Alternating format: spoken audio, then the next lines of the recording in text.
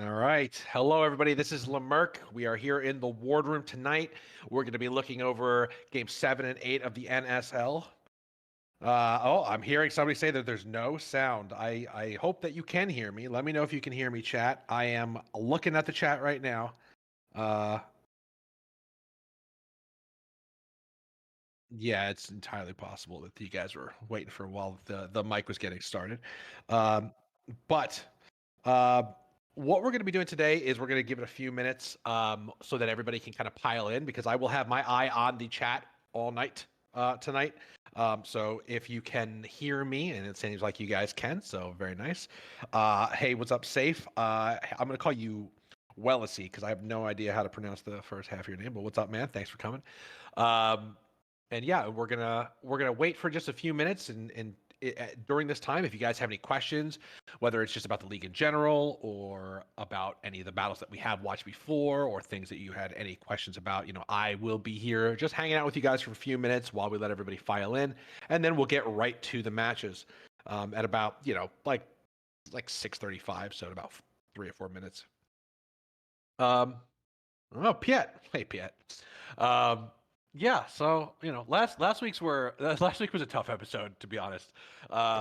The second match, I heard that you guys were all debating in here which team was which, because it gets pretty confusing at some points. I don't think we're gonna have any of that trouble this evening. We got Vodka versus Leviathans for our first match, which was a great one, and then we have the Royal Black Fleet versus Seawolves, which was a brutal and difficult to watch one. This was a tough one.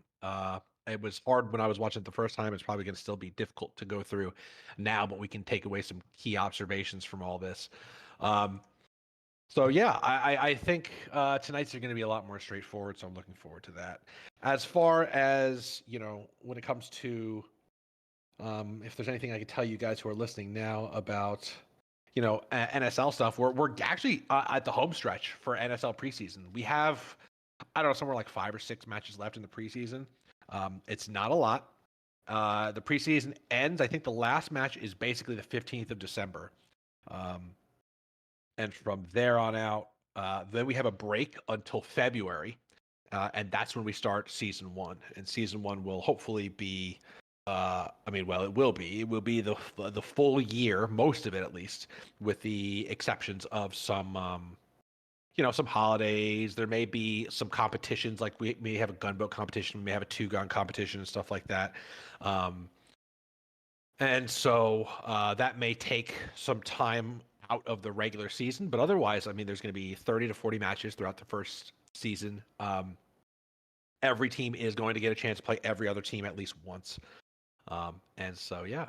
All right. Well, let's see what we have in chat. Yeah, it's your match, SCP. Yeah, that was pretty wild. And then next week, I know this upcoming Sunday, Seawolves versus SCP. SCP-38, I think. Um, that should be a really great match. I'm really looking forward to that one because uh, Seawolves versus SCP. I think the SCP-38s have the opportunity to punch their way up into the top tier of teams. I think they really do, and I'm very interested to see that happen. Um, and at the same time, I think the Seawolves want to get out there and show the rest of this league that they may have lost to the Leviathans, but they're not going to lose to anybody else. So I really think that is going to be a game in which the pressure's kind of off now for the Seawolves and I think for the KRN too. Like winning every game puts a lot of pressure on you. Every new team is coming to chop you down, and now that they've kind of both taken a loss, I think that they're going to just be out kind of a little bit more relaxed about how they're going to fight in the future, and they're going to get a little bit more creative, and they're going to a little bit more driven to recoup from that. So I'm really looking forward to the upcoming battles. They are going to be great. And I know for my team, the Leviathans, we don't have another battle till towards the end of the preseason, and we're fighting the Jackals. And I know Atticus. I mean, I don't know if Atticus knows, but Atticus is going to be admiraling that one, and I will comment on it, just like Atticus admiraled the Leviathans match that we're going to watch just about right now. So let's get into it. I hope everybody is in. Um, and again, if you have any questions or comments, just throw them in the chat. I am looking at the chat, and I would love to hear what you guys think of my analysis. All right, so we're in the Wardroom. Here we go. VOD Collision versus Leviathans. Um, this battle, again, this was a battle in which Atticus, not me, was the admiral for the Leviathans. He's a fantastic admiral. He is a not just a fantastic admiral, but a truly legendary captain. And so, he has a real fine eye for range. Probably a better range finder and range analyst than I am, and just an overall really perfectly suited person to run the Leviathan fleet. He's always had my confidence, and I will be.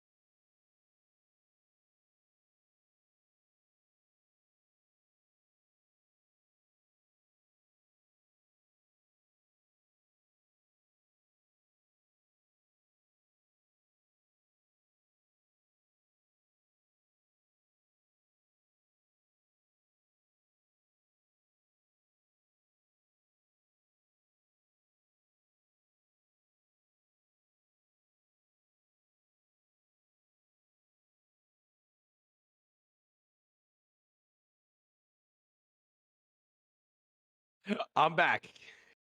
I'm back. Sorry about that. Can you hear me? All right. All right. Bring the stream back up. Oh, did you cut it? Yeah, my internet just I think I accidentally pulled my Ethernet cord out. So pop it back in. I'm here. Yeah, can you see it? Oh, right. I've got to be in here. All right. So um, let me do so.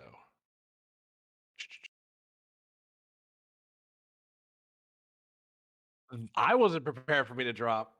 That's funny. All right, we're back. We're back. Okay. Am I sharing screen for you now?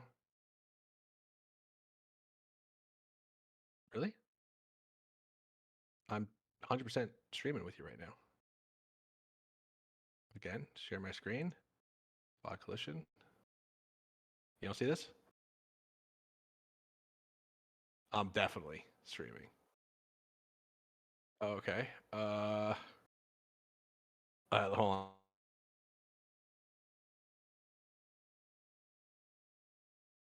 Let's try it one more time.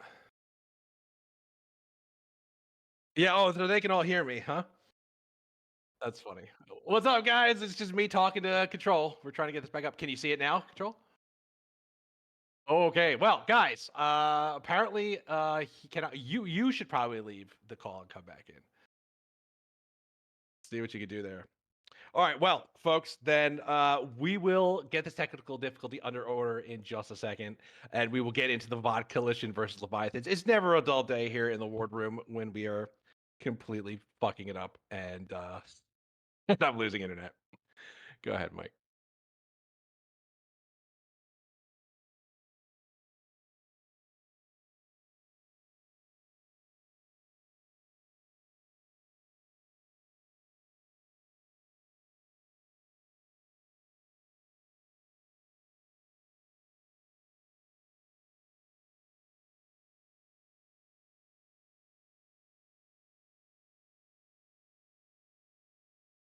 All right, this is it. Yes? No? Whoa, we got it. We're back, baby. We're back. Okay. All right, folks. I hope that you can hear me. Let me know in the chat if you can hear me. Let me know if in the chat you can see my screen, and we'll get right back into this thing. All right, I can even hear myself through the director. All right, perfect. No, it's all good. All right, guys. So we are deep in, and by deep in, I mean we just started the VOD collision via Leviathans. Leviathans are coming in with the wide formation. The VOD collision is headed towards the pill-shaped islands. Let's skip ahead to where we would be in this conversation if I hadn't cut out. So, one of the things that we can see if we pull back here, the difficulty here is where the VOD collision is going and whether or not the Leviathans will get there first. What you end up seeing is that the Leviathans do kind of cut in through here, and they do get into a position. I don't remember if they're on this side of the island or this side of the island, but either way, they get in pretty close. The VOD collision struggles a little bit in the beginning to get here. One of the things that you're going to notice is that the flagship and the 8-gun back here kind of get stuck over here, and that's a real question I have about why that happens. It's really not good for their team, and it sets them up for failure for later on. So let's skip a little bit ahead, and you can really see it begin to develop. You can see on the upper screen where both of these guys are here, and you can see as we are zoomed in here. The VOD collision has to come in at a real bad angle here. That's not great for them. And they start taking shots from the Leviathan's entire fleet. So this is the benefit of the wide formation. And so again, if we take a look, if we just go back and forth a little bit and you take a look at this wide formation, do you see how basically they're already in the line they're going to be in when they turn, whereas the VOD collision needs to get to a point and then one by one each of their ships have to turn, and that gives the Leviathans the ability to shoot with all their ships. Like they just turn each ship individually and they're already in a line. So this is basically a pre-line, and that's why I like that formation. This is not criticism of the VOD collision. Like everybody does what the VOD collision is doing here, which is a standard line.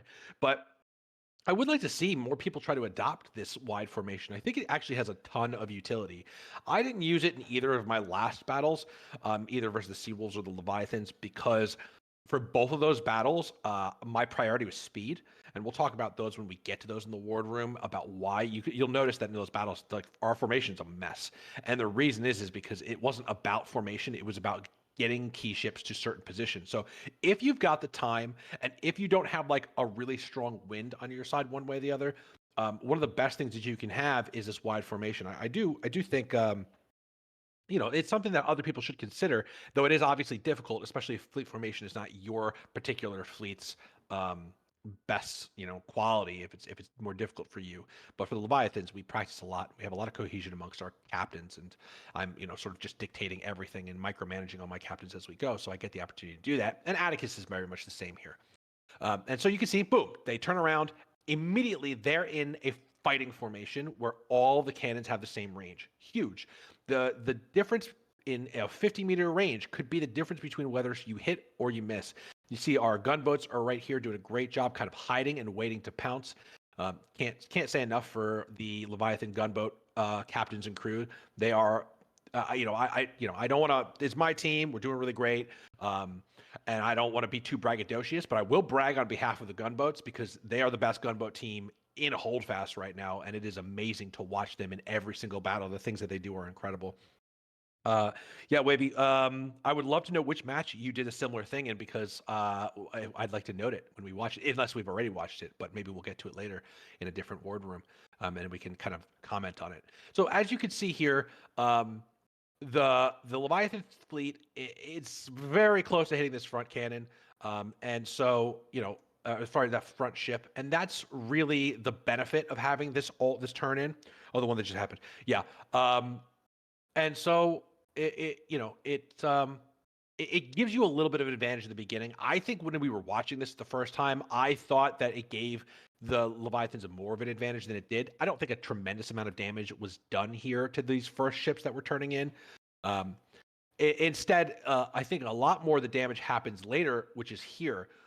Again, I don't know slow whether the wind was bad, but There were multiple times in this battle where this 13 gun is just kind of like parked in a really weird position, and I don't think it it necessarily benefited the team. It didn't benefit them for two reasons. The first one is these three ships up ahead are now isolated, and if these rear three ships chose to, they could have turned in and dealt tremendous damage to these three ships. They did not do so, and I think rightly so. I think Atticus realized, holy crap, this 13 gun is in range, and it is stopped, basically. And you will see that he cuts his sail somewhere around here, and then he just starts lobbing shots over at this thing, which I think is what I would have done too, because for me, it's all about getting the 13 gun.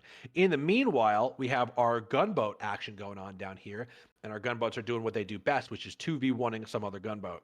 This guy is probably trying to slip in behind here, whereas this guy's probably being told, like, just distract these gunboats for right now so that we can get this guy in here. I don't know if that really worked out for them. I can't say that it did. Both of these guys get sunk relatively soon. And so let's see how it plays out. I'll take a look at the chat. Oh, the one that just happened, Wavy. I'll have a lot to say on formation when it comes to our most recent battle, because I think it made a lot of difference with some people being in range and some people being out. And that's a huge part of the NSL in general, is just, this long range, the mastery of getting ships in position in long range, and then what you do with them when they're there. And in very much a similar vein, I really like what the VOD Coalition does here. I think they realized that their formation was not good. With the three ships overextended to the front, the two ships back. I think pulling out here is something that goes on the credit to them. I think it was the right move to just kind of get out here and reset the battle, because this was not one that they were in a position to win. However, in doing so, again, the flagship stalls. So the flagship stalling is kind of the VOD Coalition story at the beginning of this. While I am always proud of my Leviathans, they just basically lined up and shot, right? There was no like incredible tactics here or anything like that. Instead, what I noticed is that the VOD Coalition was kind of giving opportunities for their like here. We were really curious about, because look, you can see it's getting shot. And Atticus is turning his fleet to get a closer range on this, and he does a really good job getting shots off on this flagship. Why is it sitting here? We posited during our commentary at the moment that basically he was waiting for the rest of his ships to kind of pass. I don't agree with this decision, because I think there is no reason that you should ever let your 13 gun take shots unanswered. It's simply too important of a ship. So even if he wanted his ships to get ahead of him, there's a whole stretch of ocean right here that you can do that in. The most important thing is to get your ships the hell out of range of the enemy. Yeah, I got the order to stop and let the 8 guns to move. I would have disobeyed that order if I were you, to be honest with you. I understand listening to orders is very important in the NSL, but letting the 8 guns cross in front of you is great. But there's plenty of space. You could have sidled up next to them. You could have reformed somewhere out here. So if it wasn't your decision, then I don't mean to criticize you. Whoever's decision it was to stop a 13 gun with his ass to the enemy fleet so that it could just take shots, did your fleet no service here. Luckily, again, you didn't get too heavily punished for it. A little bit of damage was taken, but it wasn't like a tremendous fuck up here. It's just the little things that really, that add up over time. Because one of the things that you'll notice about the ship HP in Holdfast is that it's good right until the second it's not. And I say that to be like, you'll take a bunch of shots and you'll be like, wow, I'm not losing any ship HP. And then one more shot will come and it'll take like a 15 to 20% off your ship HP. So it all kind of hits you at once. And that's why you can never trust these HP bars. They are deceptive. At this point, again, we can really see that 13 gun is taking a little bit of heat. Whether it's getting hit, I don't know. And it looks like they are just out of range. The 8 guns are certainly just out of range here. But the 13 gun might be scoring some shots. And it looks like it probably barely is once or twice. But again, you can see up here, I can't really zoom into this, but just there's this little bit of darkness up here. That is damage. And that is damage you cannot afford, especially against a team like the Leviathans. Great cannoneering team, if I do say so myself. And a team that will use every opportunity to shave little bits off of your ship HP here. That said, the VOD Coalition does a really good job in this battle, evening up the 13 gun ship HP. And we're going to skip ahead to where that happens, because this is a lot of kind of maneuvering.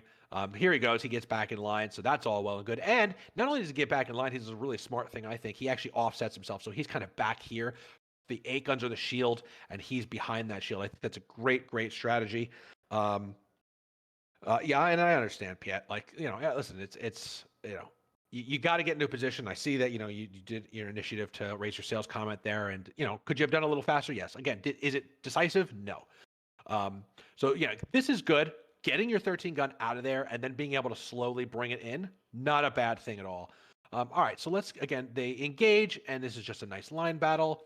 Nothing too crazy has gone on yet, except for the fact that the VOD Coalition has lost 2 of their boats.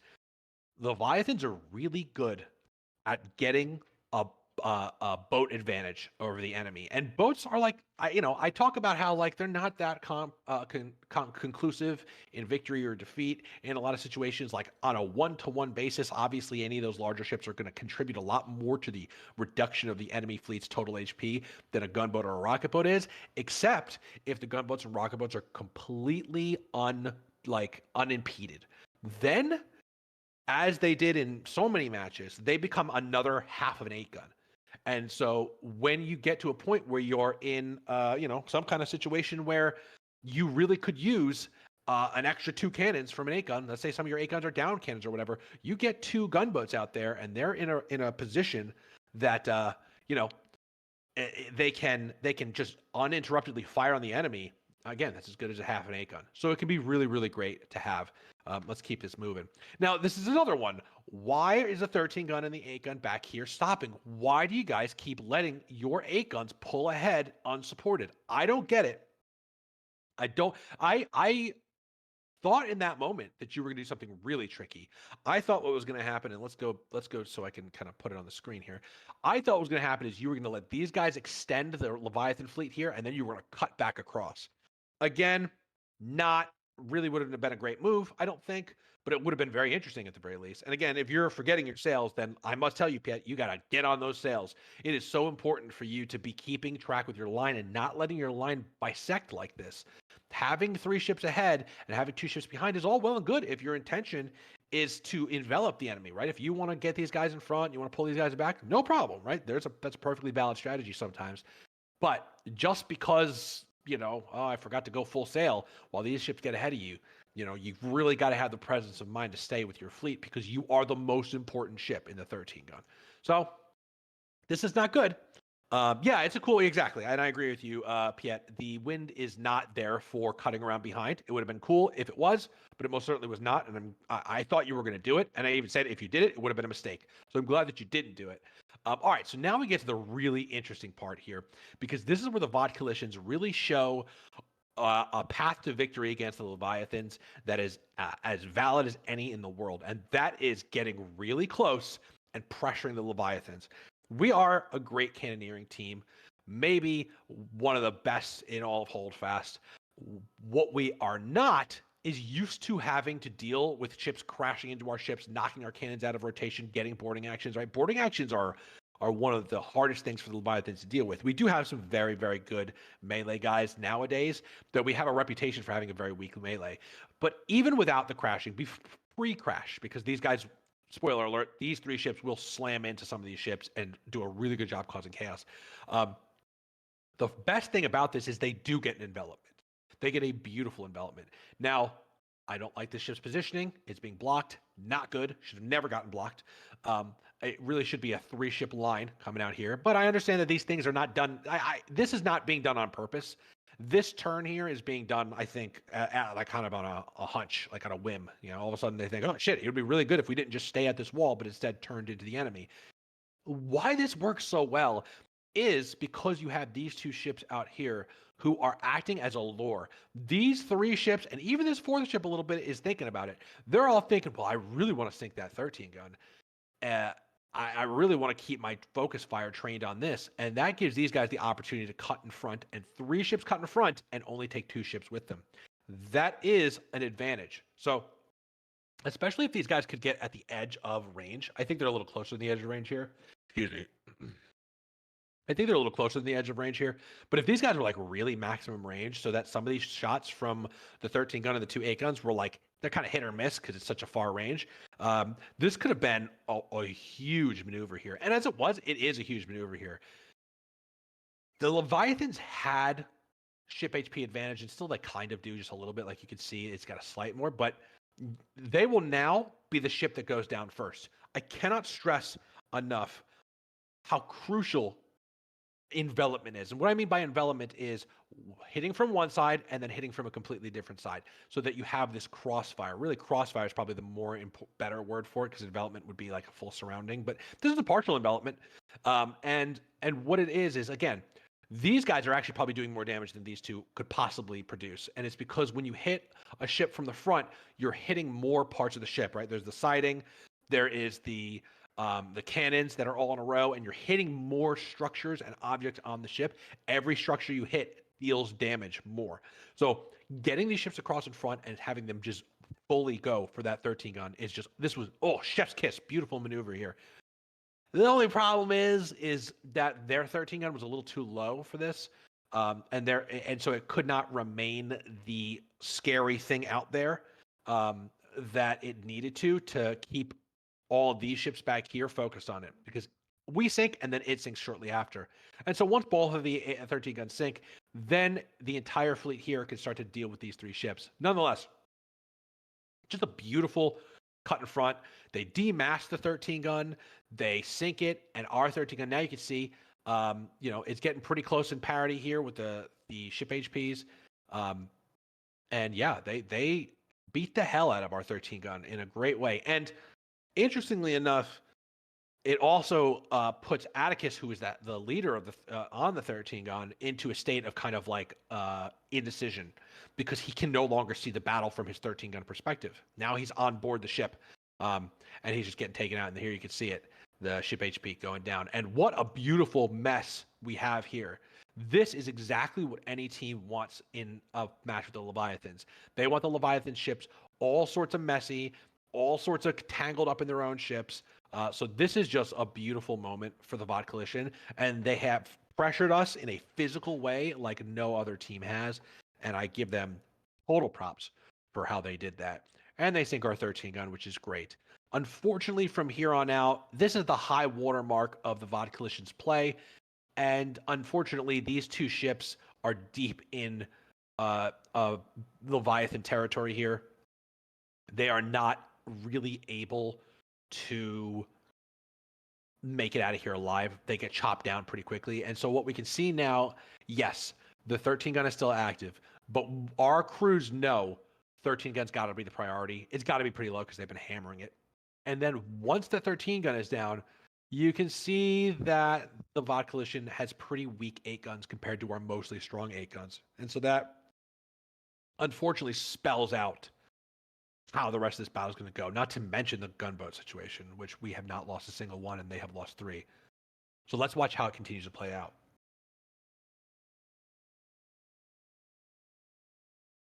There's the 13 gun going down. That's the ship that you just saw the announcement for. So now both 13 guns are gone, and Leviathans are in prime position with their 8 gun HP.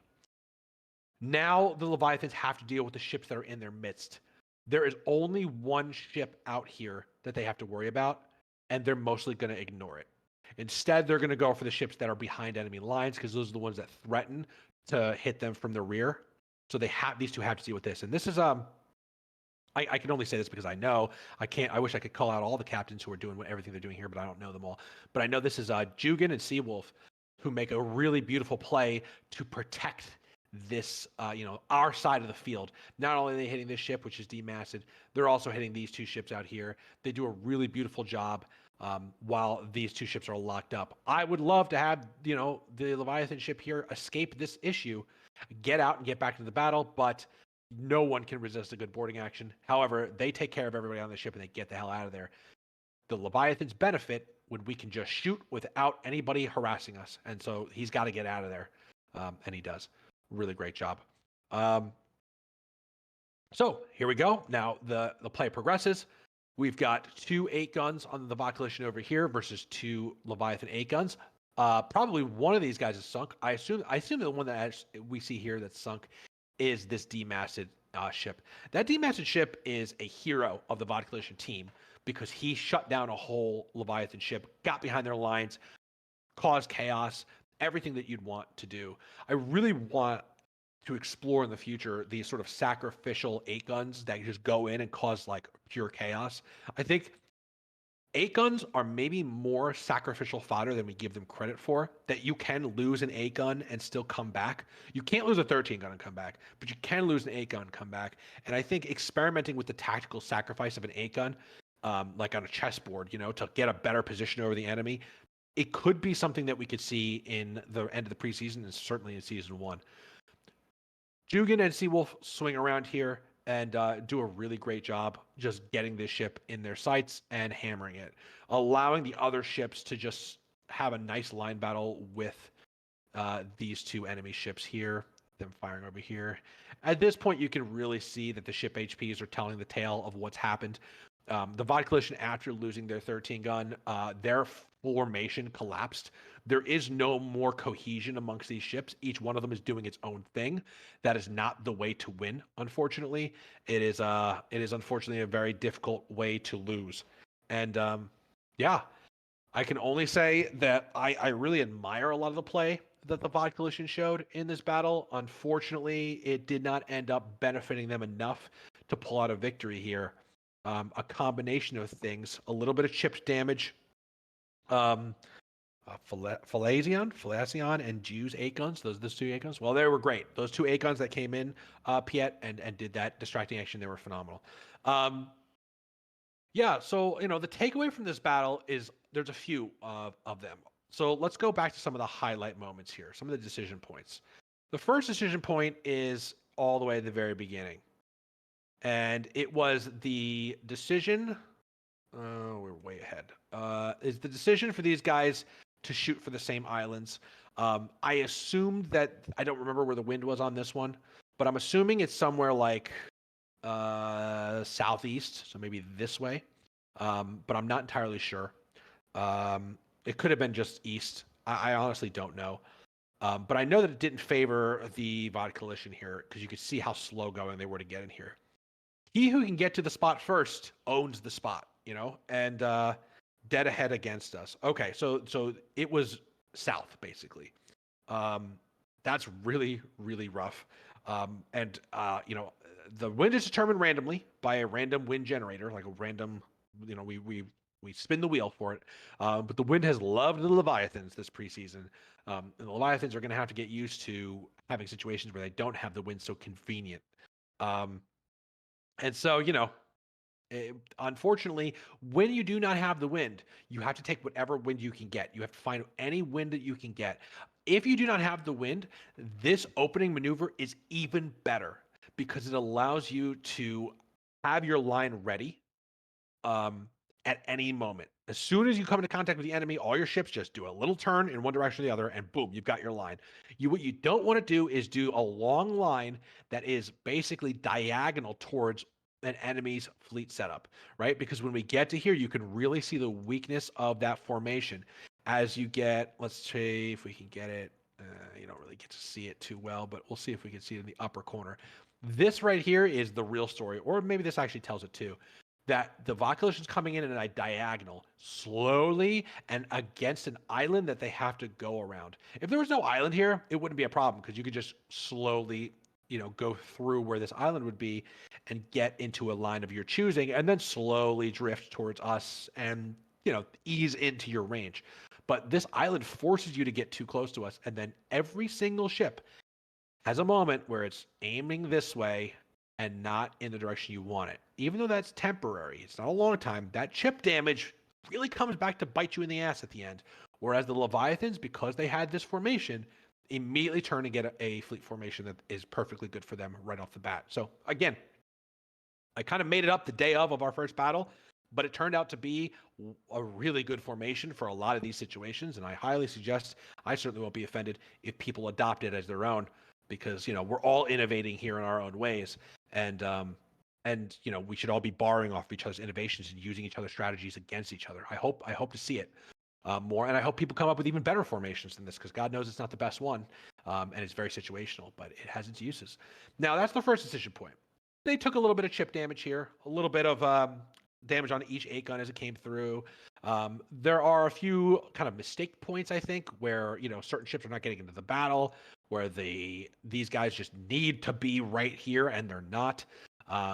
But another decision point, which I thought was really good, is when you see they pull out and they get the heck out of here. Again, was it done perfectly? No. But it kind of works. It works to reset the battle, which is what they needed to do, because the Leviathans had a really strong fleet formation and they did not. So it's time for a reset. We love a good reset in the NSL. We love when somebody decides, hey, I don't think this battle is on my terms and I need to change it up. So then we get to the next decision point here, which is when we get down here. It's an interesting one. Again, I like this. I don't hate it. I mean, these guys are deeply, deeply in the danger zone.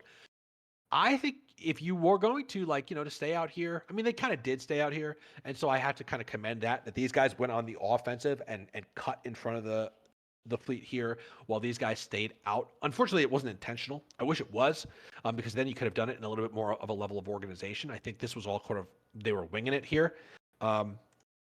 That said, this is a decision point. Whether it's intentional or not, decision points are decision points. And this was the point where they decided to split the fleet up and send these 3 ships to cut off the front of my fleet, Atticus's fleet, really.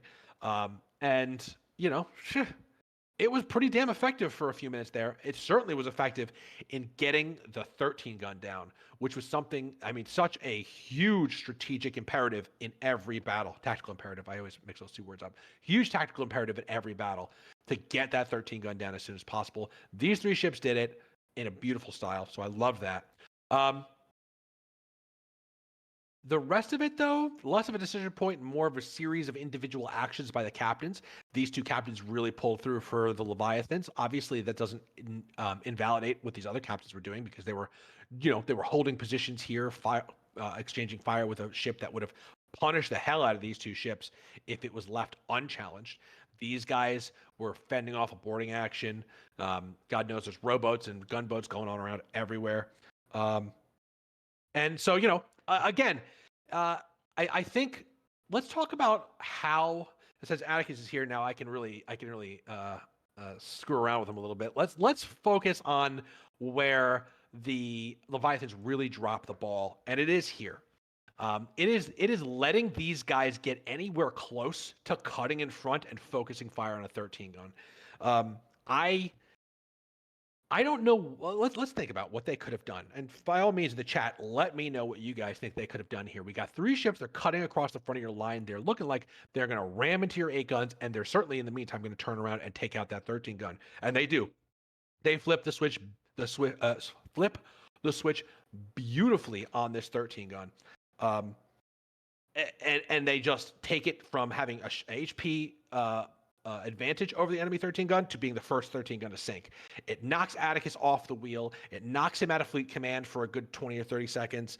And it causes chaos in the Leviathan ranks. They recover from it from guys like Jugan and Seawolf pulling excellent maneuvers to kind of swing around here and cover the fleet. But there was a serious moment here where it could have gone a lot worse for the Leviathans.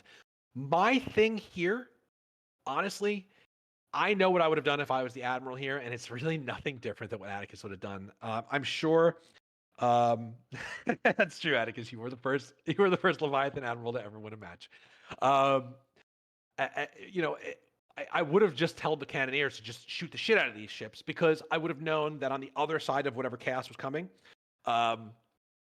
that once the ships broke apart, whatever damage you put in now will pay off later. So I think, you can really see that the Leviathans are just going to try and shoot these ships as much as possible, take out cannons, whatever. This ship stays, these 2 cut in. It's a tough thing to defend against. I'll be really honest. This intercept, and it's really gradual. Like, you don't really see it coming. And then all of a sudden, these ships are really starting to turn in. So it's a very subtle maneuver from the VOD Coalition, and a brilliant one. Really just brilliant.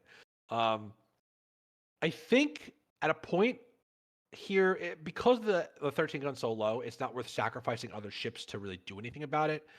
The only thing I can think of is like a team with a really good melee group would just be dive forward and hit these ships. There is always something to be said for if a ship is in a great position, ram it. Send a ship to ram it, because nothing knocks you out of a good position like having another ship collide into the front of you and turn you out of rotation. Nonetheless, again, the summary here is just some beautiful decision points that really created an interesting end of battle experience. You could tell that the Leviathans were really pressuring the mistakes that the Bot Coalition made in the first half of the battle, and the Bot Coalition noticed that, and they got the hell out of there, which I think was the right idea. And at the end here, you just see some beautiful boarding actions, some beautiful fleet maneuvering from both teams. The Bot Coalition to come in here and cause this chaos, but then again, Jugan and Seawolf swinging around and then getting control of the situation again. It was a low idea to keep the turn to the last moment. It was a good idea. I don't think honestly, even though you guys were so close, Atticus can say whether he did or didn't. I don't think he saw this coming. I don't think he saw this situation in his future. I think he realized that he was getting kind of his T crossed in the front, but I don't think he ever imagined that there would be 2 8 guns on the other side of his fleet. And so that surprise such a valuable asset in any battle. Really goes to show the beauty of this maneuver. Unfortunately, again, from here on out, once they got there, they're like the dog that caught the car. They got what they wanted, but did it benefit them in the long run, or did they have to sacrifice a lot of ship HP to get it? And I think, unfortunately, they sacrificed a lot of ship HP to get it, and it did not end up being a maneuver that overall benefited their team, but it did definitely act as a detriment to the Leviathan team. And again, we'll see Jugan and Seawolf pulling out the great maneuver to swing around this way, cut behind this ship, hit this ship unanswered. Only this ship is really able to do anything about it, and they get to him eventually as well. So all around a really good battle. This was the battle that really made me believe in the Bot Coalition. This is the battle that I saw the Bot Coalition for the first time. Like, oh yeah, these guys do have it in them to be contenders in this league. I don't think they've gotten their way up to the top half of the league yet. I think in what they have shown us, but I think they can. Their future battles are going to be the real tell of whether the Bot Coalition continues this trajectory that they've had. And I know Atticus commented on it too, of watching these guys just improve dramatically every battle. Keep working at it. I would be proud of your team, Piet. I think that they Leviathans are a great team, and to be able to pressure them this hard, to sink their flagship with such a beautiful maneuver, it's a beautiful statement of what you guys could be capable of doing. But you guys really need that fleet organization ironed out, because a lot of the mistakes that we're seeing here are kind of like just silly things about the fleet not staying together. And so that's the you've got good cannoneers, you've got brilliant captains on the individual level, but you really need to get that communication and cohesion together. And it's hard. I know it is. So keep working on it. Great battle. All right. It's 7:13. I do want to talk about the next battle. It is pretty quick and brutal, so we'll get right to it. This is the Royal Black Fleet versus the Sea Wolves. It is. Oof, this was a tough one. After watching this battle, I was totally unsure of whether the Leviathans would be able to beat the Sea Wolves in the future, because it seemed to me at the end of this battle as though the Sea Wolves had this ability to just make other teams fall for, not even fall for traps. They don't even really set up traps. The other teams just throw themselves into the broadside of the Sea Wolves. It's brutal, and it's brutal for many reasons. But the one thing that was so hard for me to watch about this one is the humongous amount of telegraphing that the Sea Wolves did about where they were going and what they were going to do, and how the Royal Black Fleet seemed just stunned by it. They did not seem to be able to just think of what to do for a thing that you could see coming from a long time away. Now, I want to give the Black Fleet credit here. I'm probably going to be. I was hard on them during the battle, and I'm probably still going to be pretty hard on them now. But I think even I, as watching this in the moment, thought that they were going to be able to cross the Seawolves T, but not as long as they seemed to think that they were going to be able to cross the Seawolves T, and that's the tough part there. So let's just talk about the opening maneuvers. They both go in completely different directions. Okay, I know for a fact that the wind is like, if actually I don't know for a fact because I'm about to guess, but I do believe that the wind is something like it's against. I know it's against the Royal Black Fleet, which is over here. These guys are the Royal Black Fleet. These guys are the Seawolves. I know that the Royal Black Fleet may have had dead wind against them. Um, so, that's tough. It's really tough to start that way. So you have to just think from a defensive posture. Don't think about going anywhere. Don't think about making it to any part of the map because you're not going to. You want to find a place with a lot of space and you want to set up a defensive perimeter. You want to figure out where the enemy's going to attack you from, what direction, and then just set up and be ready to hit them when they do. It's the best that you could do when the wind is against you. So they go in opposite directions. That's a great thing for a team that is against the wind. Unfortunately, again, with the wind being dead against them, northeast, Atticus is saying it was northeast. So let's take a look just so everybody can see. Northeast is over here. I honestly, I thought it was dead north. I thought they were like dead against the wind. I could be wrong. But yeah, so okay, so they get here, right? Really good here. Oh, I'm sorry. I had this backwards. This is the Seawolves. This is the Royal Black Fleet. So in that case, that it is going south or southeast or something like that. I'm sorry, I had this flipped backwards. This is the Royal Black Fleet. This is the Seawolves because the Seawolves are the ones who charge down the center of this battle, this map here. So I think it's dead south, to be honest with you. So they come around this island down here, and this is where they get caught. They get caught like right here. The Seawolves at neutral wind charge straight down here. Any captain can see that that is where they're going to go. Now, what the Black Sea Fleet said in the after game interview is they were worried about setting up anything too linear in this way. Like I would have set up a line like in this, not here, but down here. You can't really see down here, but like a line that is like right here and covering this gap down here. They were worried about that because they thought that the Seawolves would just go here and then swing around and catch them from behind. And truly, if they had done that, the Seawolves would have caught them completely against the wind, totally facing the wrong direction. So I do understand their hesitancy. But at some point, you got to think, basically, once the Seawolves get to like here, you've got to think that they're not going to then swing around and come around this way. They could, and they probably have the wind to do so. Yeah, south. So directly this way. The wind is going directly this way. Bad situation overall for the Black Sea Fleet, and I do have a lot of sympathy for the fact that the wind was just so bad for them. But you've got to be able to do something here. So let's say you're the Black Sea Fleet, and you see these guys here. Why not just set up a line right here? Set up a line right here, or like get out to like here and set the line up right here. What are they going to do?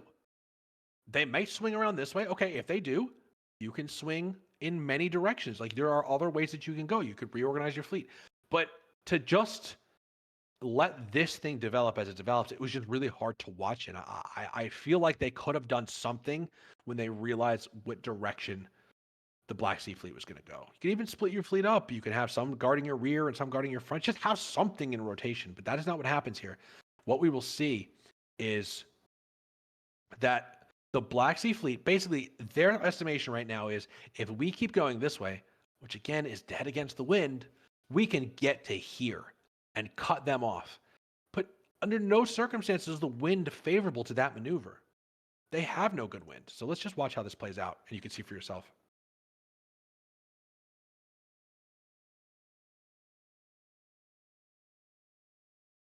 Right, so like all throughout here, it looks like the Black Sea Fleet, though this is a warning signs. When these ships are stopping, you need full speed. Whatever kind of speed you get, you need full speed. And let me say, what I think they could have done here immediately better off is aim diagonally towards this shoreline, because that will give you some wind, something, right? A northeast, if the wind is directly going south, so going north is directly into it, at least go northeast so you have some wind. And that way you're also angled, because these guys are going to go this way or they're going to go this way. If you're angled this way, you could still turn around. Um, it's I don't know. Anyway, let's just keep watching. It looks here, and I thought it too because of the vantage point that we have here. It does look like these guys are going to cross. But if you take a look at the rate of speed between these two fleets, you're going to see it's not close. And then once these guys turn here, it's basically over. This is maximum range right now that they're at. So the Seawolves do get tagged a little bit coming in, but once they round that corner, they round the corner a little bit, and then they continue in this direction. So they don't really go this way because this is against the wind. So you just want to keep going straight here, basically a little bend, and then swing back around. At this point, you've got to be turning your ships this way. I don't care that there's land here. You've got to turn your cannons into rotation.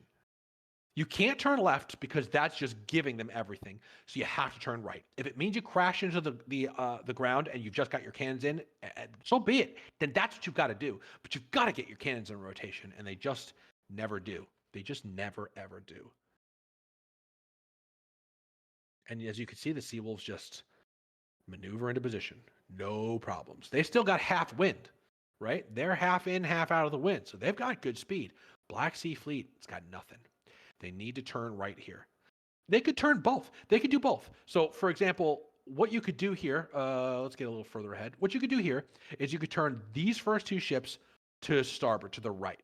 Get this, park it at the tip of the ship at the beach, and this ship directly behind it. Okay, so now you've got the left sides of both of these ships shooting. Then you take these three ships back here, and you turn them left.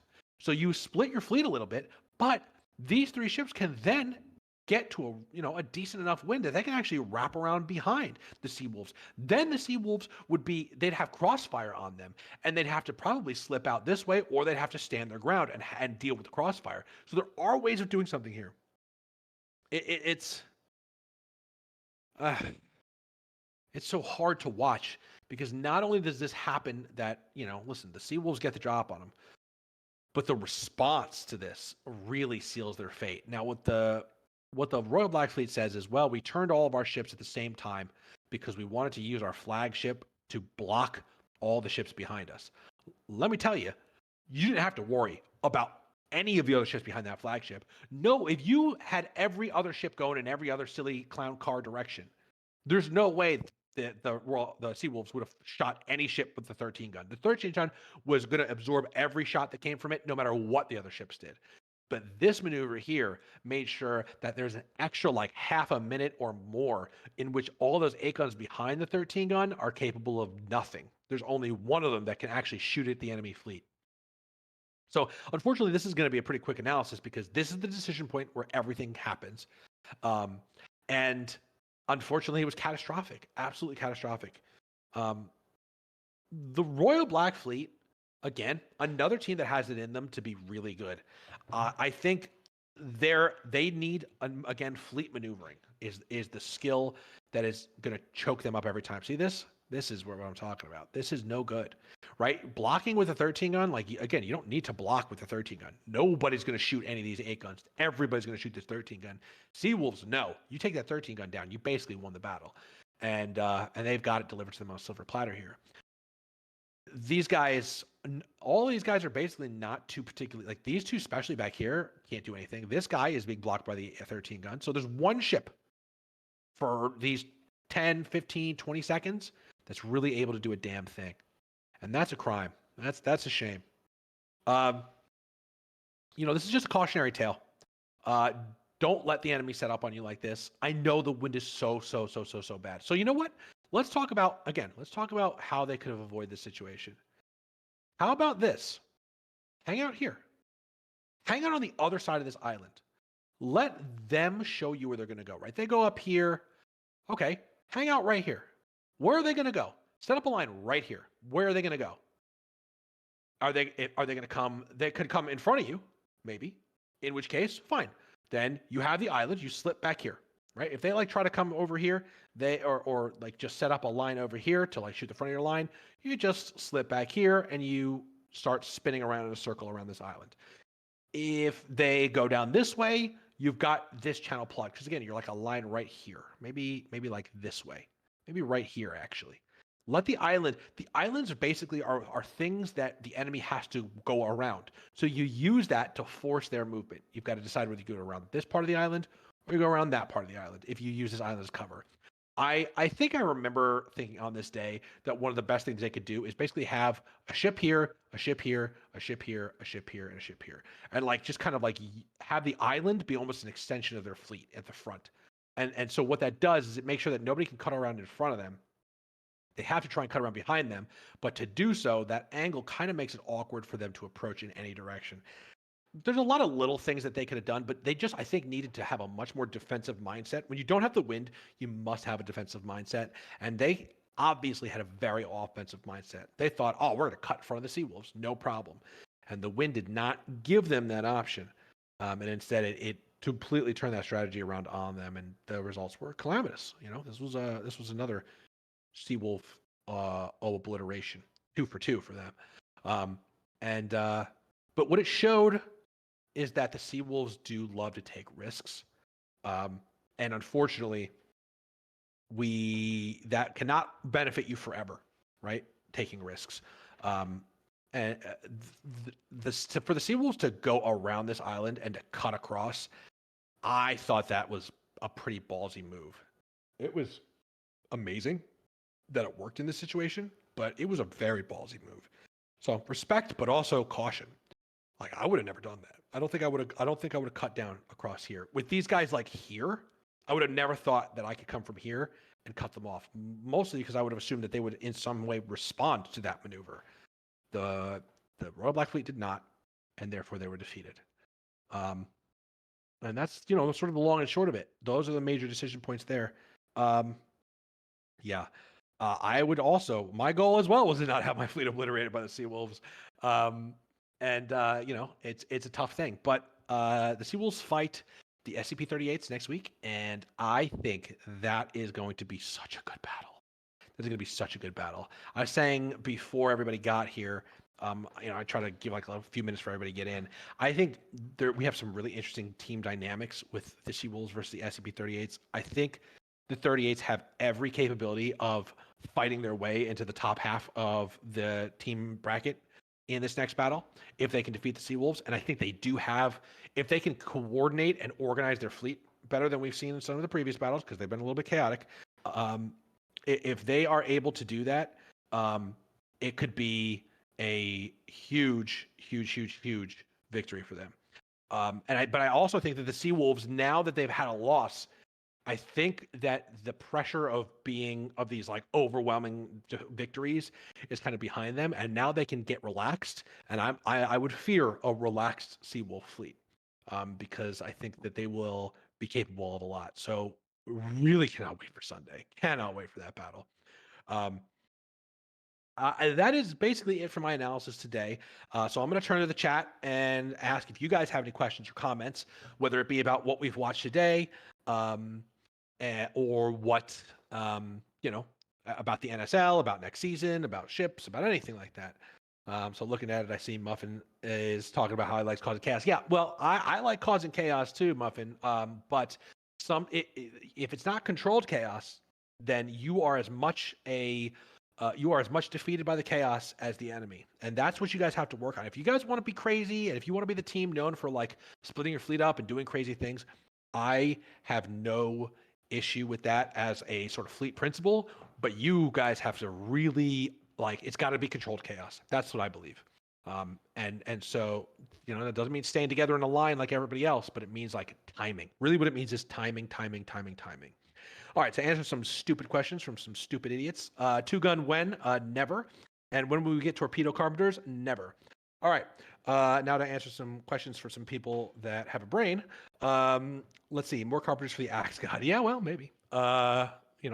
Never can say no to more carpenters. We do like carpenters. Sorry, Merc. I can't even say your name because it sounds like I'm talking to myself. But yeah, that's right. Yeah, I am a stupid idiot. That's true. I am a stupid idiot, Wavy. That's true. That is true.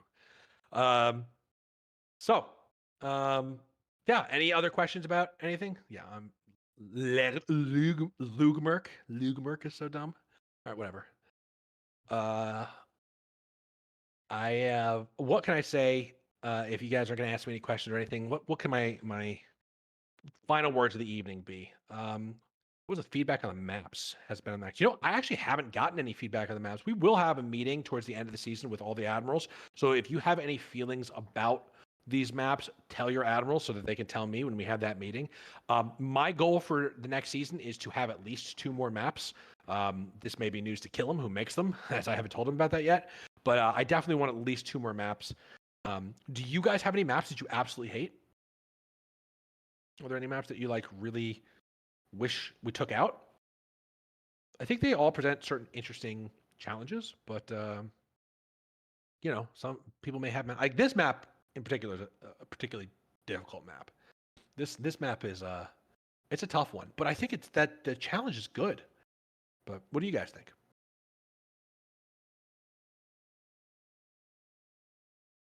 Nothing.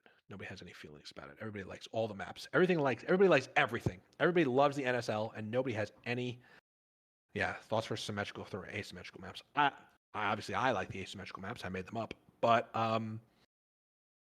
you know, I think the asymmetrical maps again they allow teams to have varied challenges throughout the season. I don't like symmetry as a rule because I feel that it's boring, predictable, and repetitive. So asymmetry is what I like. Sometimes again that's gonna have lopsided results, but for me, the variety is really interesting. Yeah, I think one of the issues for this preseason is that there's a lot of teams are playing on a lot of maps over and over again, and so we're really going to look to make sure that that doesn't happen in the future as much as possible, and we can do that by adding more maps. Um, so yeah. Um, I mean, I just when it comes to asymmetry, I think battle is not battle is even though this is a naval sports league, we're trying to create something like the more realistic, more tactical, more milsim-ish experience than normal holdfast gives you, where everything's symmetrical. And in real battles, you have to contend with the fact that the enemy has this in their favor, and you have that in your favor, and the enemy has this in their favor, and you have that in their favor. And so, using what you have, and negating what the enemy has, that's part of being a great leader in these fleet, being a great admiral. And so I want to see more of that. So, yeah, we'll see what season 1 brings. Well, I'm really glad that you guys like the asymmetric battles of VOD Collision. I too enjoy them. All right, well, any other last questions, concerns about again anything NSL related from the chat? And if not, then we'll wrap it up. But I'll give you guys just another minute because we are at the 7:30-ish mark, so we'll probably wrap it up soon. But if anybody's got any more questions or comments. And you know what? I'd love to hear? Who do you think is going to win, Seawolves or SCP-38s this Sunday? Come on, put your cards on the table. Make your predictions. I want to see what everybody thinks is going to happen.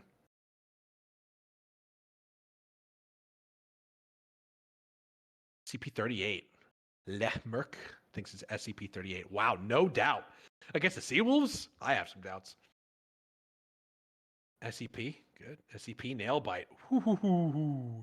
Always bet on the underdog. Very nice. Seawolves. Yep. Bjornson's on this for the Seawolves.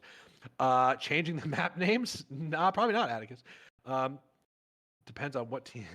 Safe. Seawolf on points. So Atticus doesn't think that the Seawolves are going to win by ship destruction. They think they're going to win on points. If I hear you correctly. That would be interesting. That would mean it would go for the full 30 minutes. That would be wild. I can't even imagine that a Seawolf battle ends with the other team up. Oh, you won't see the live. That's a shame. Oh, that is sad, Piet. But that's okay. We'll put it on Twitch and then we'll put it on YouTube. We're actually missing a few of these videos on YouTube. We've got to get, I think we have up to like 11. So we need maybe like 10. We need maybe 11, 12, and 13 on the YouTube. So we'll have to get that up for you guys. And I'll need it for when I get there in the Wardroom.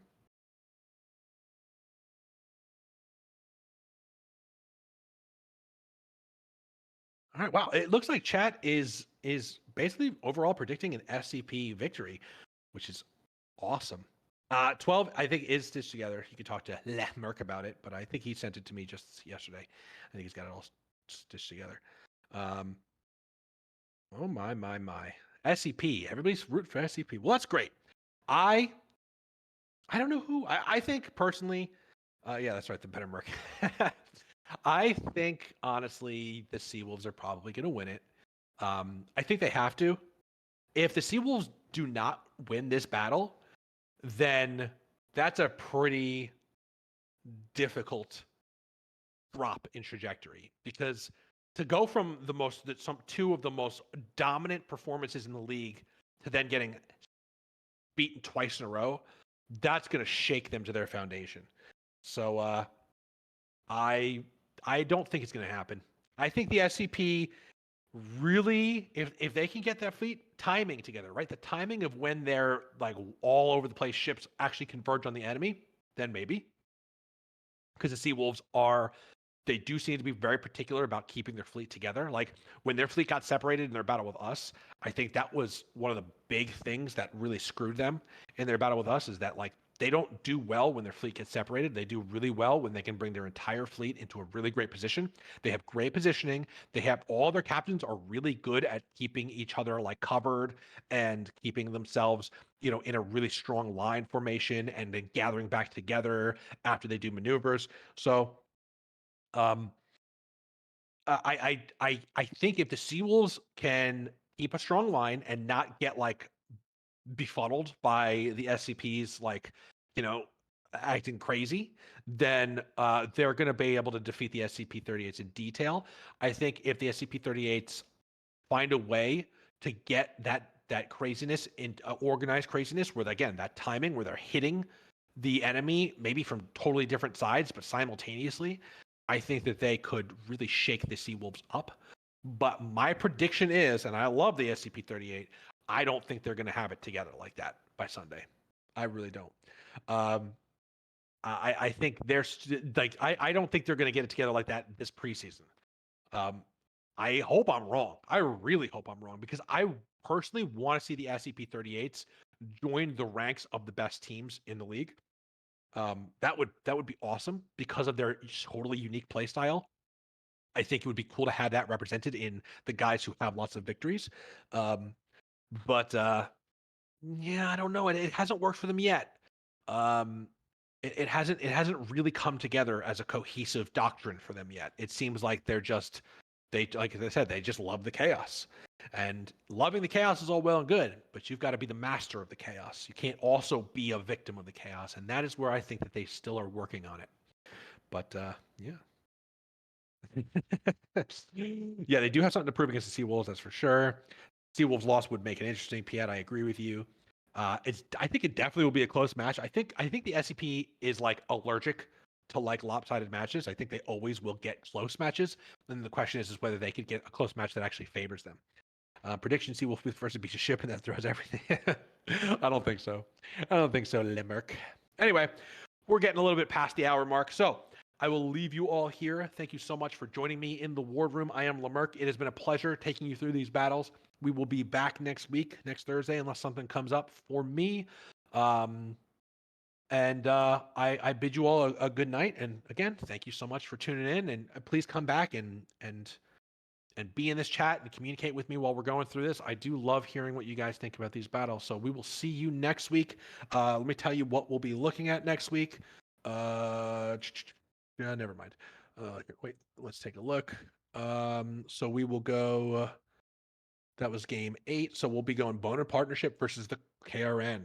That a very interesting battle as well. So that's what we'll be taking a look at next week. Probably just the one battle. And so I will see you next Thursday, my friends. Lemerk out.